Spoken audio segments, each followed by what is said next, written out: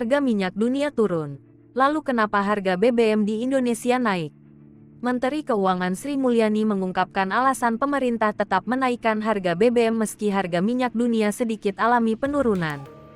Sri Mulyani menjelaskan bahwa saat ini anggaran subsidi BBM di Indonesia telah alami 3 kali kenaikan.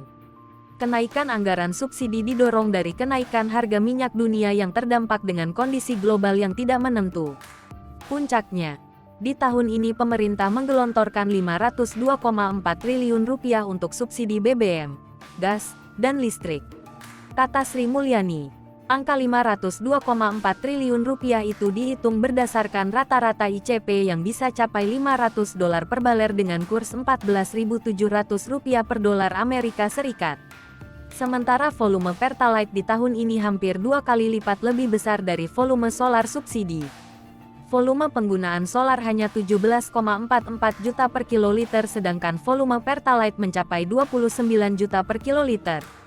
Kata Sri Mulyani, dengan kenaikan harga BBM ini, masyarakat akan bertanya kenapa harga BBM tetap naik di tengah penurunan harga minyak dunia dalam sebulan terakhir. Sri Mulyani memastikan pemerintah terus melakukan penghitungan dalam kenaikan harga BBM.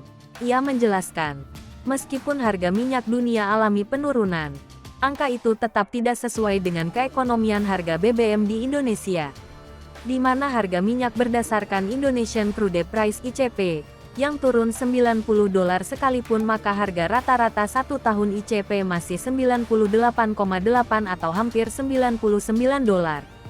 ICP adalah harga rata-rata minyak mentah Indonesia di pasar internasional yang dipakai sebagai indikator perhitungan bagi hasil minyak, ditetapkan setiap bulan dan dievaluasi setiap semester. Dalam APBN 2022, ditetapkan asumsi ICP $63 per barel, lalu menjadi $100 per barel dalam APBNP 2022. Sehingga kata Sri Mulyani dengan penghitungan ini maka angka kenaikan subsidi dari Rp502 triliun tetap akan terjadi. Namun kenaikannya bisa ditekan dari Rp698 triliun menjadi Rp653 triliun apabila ICP di harga $90 per barel hingga Desember tahun 2022 nanti.